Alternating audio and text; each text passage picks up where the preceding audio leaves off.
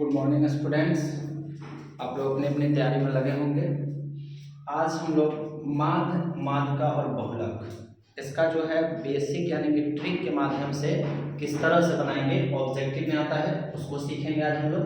माध्य जिसको मीन कहते हैं, माध्यिका मीडियन होता है, बहुलक मोड, परिसर निकालना सीखेंगे। और बहुलक यानी कि बहुलक बराबर होता है 3 माध्यिका माइनस 2 माध्य। तो ये सब निकालने का आज हम लोग सीखेंगे और तुरंत निकालने का मतलब जो शॉर्ट तरीका से बनता है। शॉर्ट तरीका कहने का मतलब ट्रिक के माध्यम से बनता है, एग्जाम में जो जल्दी से बना लेते हैं उसको हम लोग सीखेंगे इसमें। ठीक है, तो पहला हम लोग देखेंगे, पहला क्वेश्चन है क्या, प्रथम 5 प्राकृत संख्याओं का मान। तो हम इसको दोनों तरह से देखेंगे कि जल्दी में कैसे बना ले और ट्रिक के माध्यम से कैसे बना ले। तो प्रथम 5 प्राकृत संख्याओं का मान जब आपसे पूछे तो आपको प्राकृत संख्या के बारे में मालूम होना चाहिए। तो प्राकृत संख्या यानी कि गिनती की संख्या को हम प्राकृत संख्या कहते हैं। गिनती की संख्या को प्राकृत संख्या कहा जाता है। तो गिनती की संख्या, पहला क्वेश्चन की बात करें तो पहला क्वेश्चन यहाँ पे है, गिनती की संख्या को प्राकृत संख्या कहते हैं। तो 1 2 3 4 5 प्रथम 5 कहा तो गिनती की संख्या 1 से शुरू होती है, 1 2 3 4 5। तो ये हमारा 5 प्राकृत संख्या हो गया। इसका माध्य निकालना है। तो माध्य जो फॉर्मूला आप लोग जानते हैं, माध्य बराबर क्या होता है, तो माध्य बराबर होता है कि जो दिया है यानी कि माध्य मतलब औसत, कि जो भी संख्या दिया है सबका योगफल यानी प्रेक्षणों का योगफल।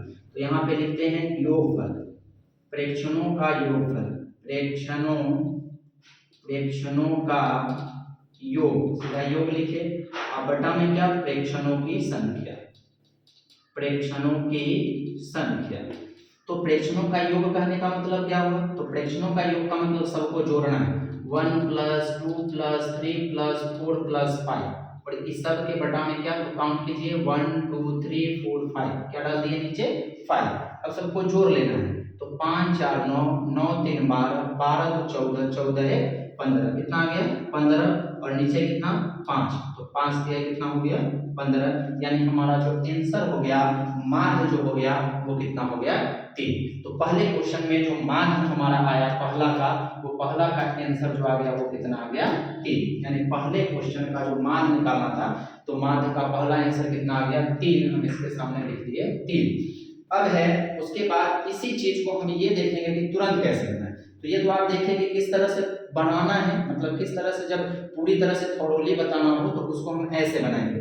लेकिन ट्रिक के माध्यम से सीधा देखिए और आंसर दे दें, वो कैसे बनाएंगे तो वो देखिए। इसको मिटा दे रहे हैं, उसको कैसे बनाएंगे वो देखिए। तो यहाँ पर आप देख रहे हैं क्या, 1 2 3 4 5।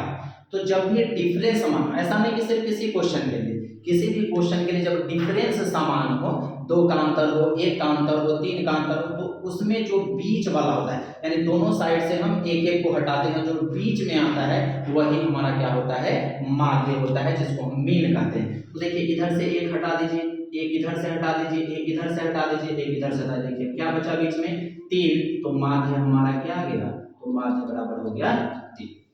समझ आया नहीं, ये किस तरह से ट्रिक से बना। जब भी एक बात ध्यान रखना है कि सबका डिफरेंस समान होना चाहिए। डिफरेंस करने का मतलब हो गया कि 2 बढ़ रहा है, 3 1, इस तरह से। तो आप इस क्वेश्चन में देख रहे होइएगा कि सब में 1 के बाद 2 2 के बाद 3 3 4 5 यानी 1 1 1 1 बढ़ रहा है। तो इस स्थिति में जो बीच का होता है वही हमारा आंसर होता है। तो इसका आंसर कितना आ गया 3। अब इसी के जैसा आप दूसरा देखेंगे।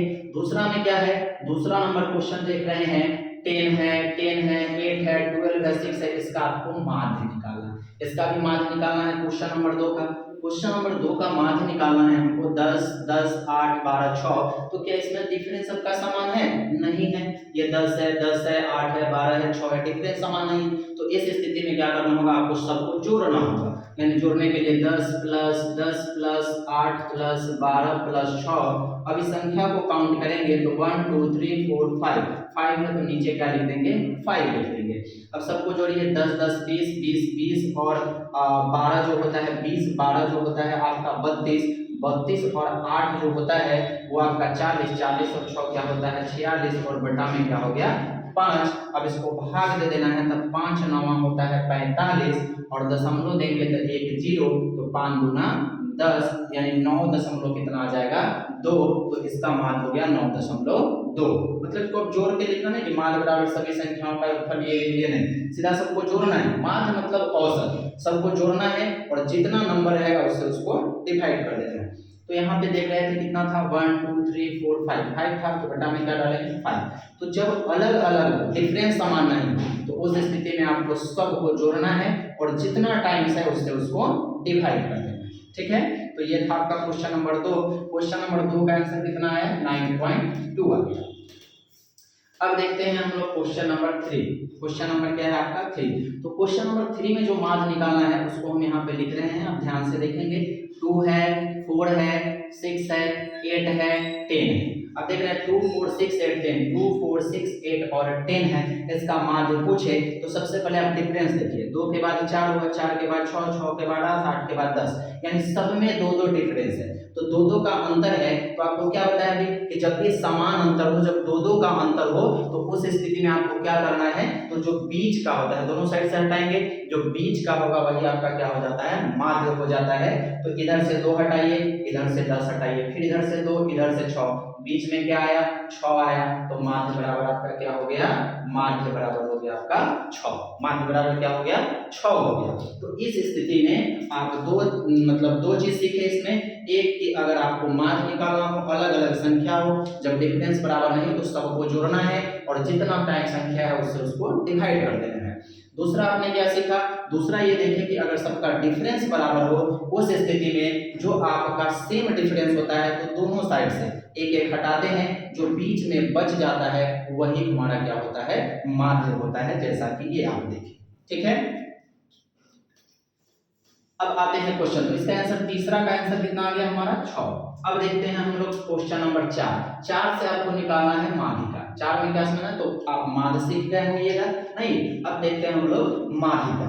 तो माध्यिका की बात करते हैं, तो माध्यिका में सबसे पहला काम ये ध्यान रखना है कि माध्यिका में सबसे पहले हम या तो बढ़ते क्रम या घटते क्रम में उसको सजाते हैं। जो भी दिया है उसको बढ़ते क्रम या घटते क्रम में सजाते हैं। तो बढ़ते क्रम या घटते क्रम में सजाते हैं, तो सबसे पहले ये देखते हैं कि है यहाँ पर ये क्वेश्चन दिया हुआ है। क्वेश्चन क्या दिया हुआ है, क्वेश्चन नंबर 4 में दिया हुआ है 5 4 8 9 2 4 और 3 दिया हुआ है। तो सबसे पहले हम क्या करेंगे, इसको बढ़ते क्रम में सजाएंगे। तो बढ़ते क्रम आप जानते हैं कि सबसे छोटा को पहले लिखते हैं, तो 2 पहले हो जाएगा, फिर 2 के बाद 3 होगा, 3 के बाद क्या होगा 4 होगा, 4 2 बार है तो 4 को 2 बार लिख दिए।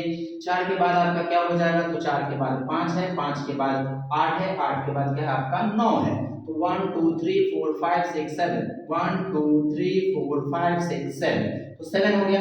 अब इसमें बनाना है तो हम यहाँ पे ट्रिक के माध्यम से सीख रहे हैं कैसे जल्दी बनाए। तो इस स्थिति में भी वही काम करना है, दोनों साइड से हटाना है। दोनों साइड से यानी कि 2 हटाइए तो इधर से 9, इधर से 3 हटाइए तो इधर से 8, इधर से 4 हटाइए तो इधर से 5, तो बचा हमारा क्या 4। तो माध्यिका जो हो गई, ये जो माध्यिका हो गई ये हो गया आपका 4। तो माध्यिका कितनी हो गई, तो माध्यिका हो गया आपका 4। माध्यिका कितना हो गया 4, तो माध्यिका जो हो गया वो आपका हो गया 4। ठीक है, तो इस स्थिति में जब भी ऐसा क्वेश्चन मिले तो आप सेम काम करेंगे, पहले बढ़ते क्रम में सजाने के बाद जो बीच का होता है वही आपका क्या होता है आंसर हो जाता है। तो माध्यिका कितनी आ गई, तो माध्यिका हो गया आपका कितना 4। माध्यिका कितना हो गया 4। ठीक है, उसके बाद फिर देखते हैं क्वेश्चन नंबर 5। क्या देखते हैं क्वेश्चन नंबर 5।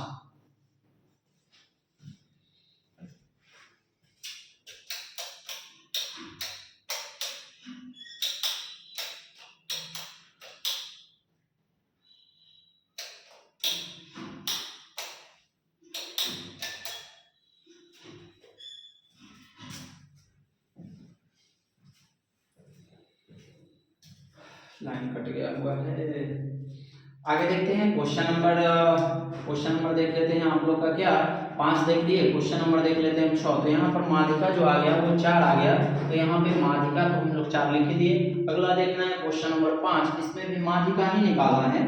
तो क्वेश्चन नंबर 5 देख रहे हैं, क्वेश्चन नंबर जो 5 है हमारा, क्वेश्चन नंबर 5 में क्या है 2 है 4 है 8 है 3 है 4 है और क्या है आपका 5 है।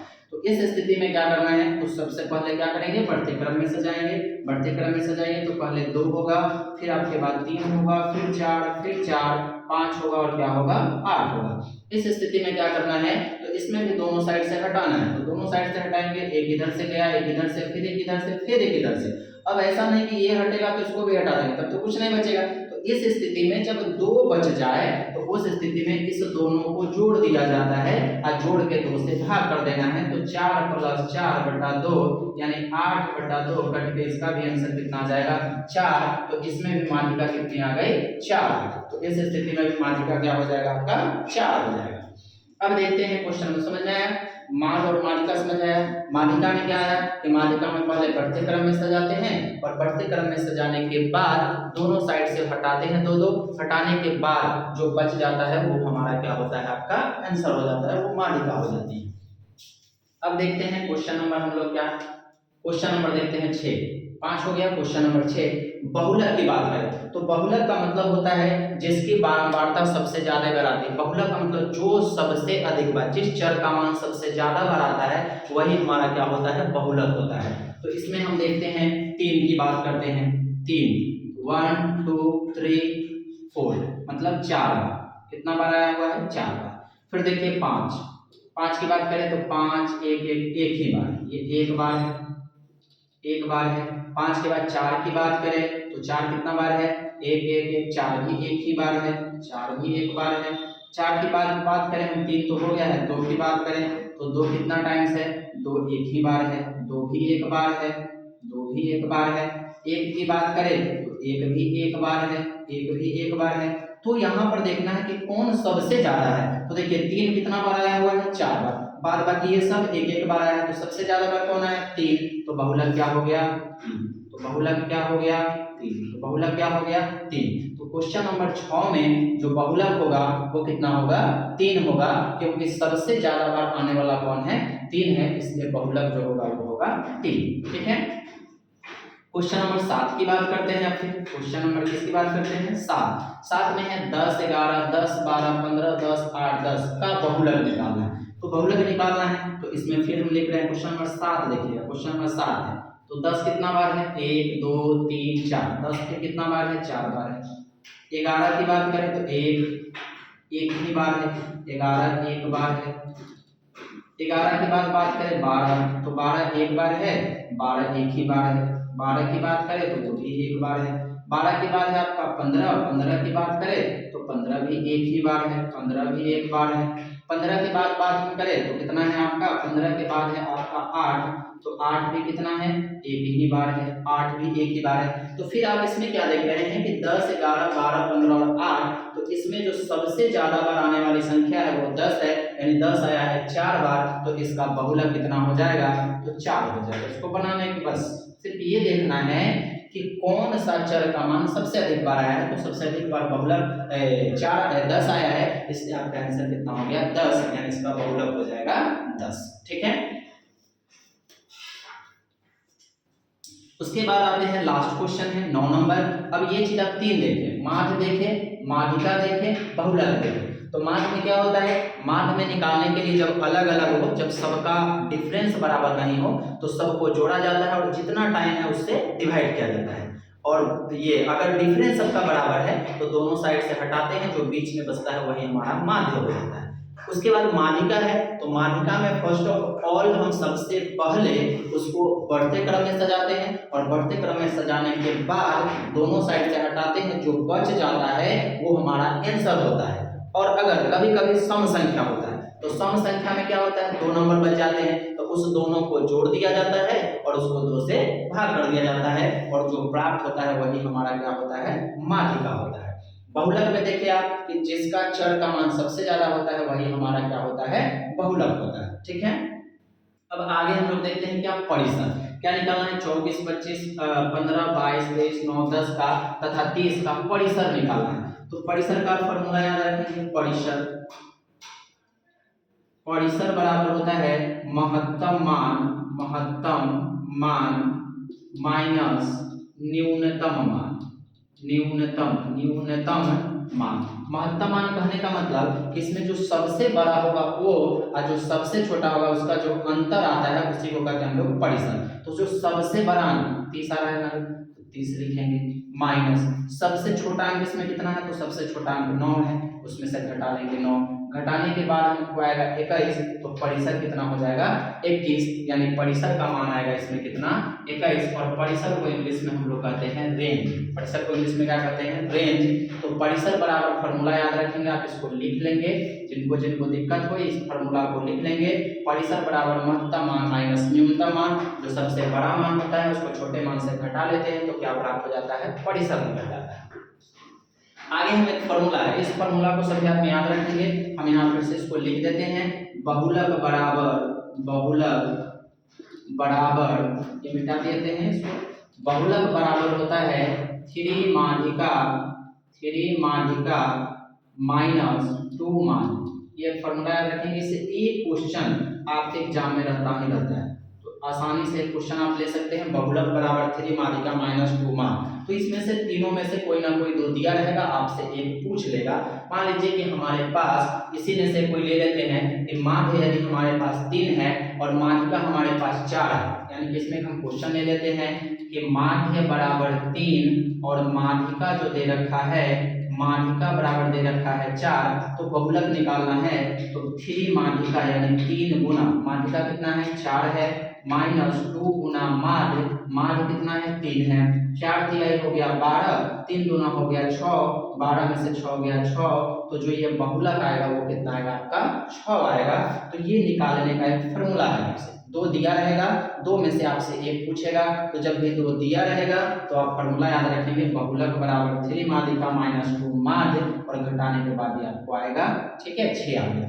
तो ये जितना भी आपको बताया गया इससे निश्चित 4 से 5 क्वेश्चन बिहार बोर्ड में पूछे जाते हैं ऑब्जेक्टिव में, तो इसकी सहायता से आप तुरंत ऑब्जेक्टिव आसानी से आप बना सकते हैं।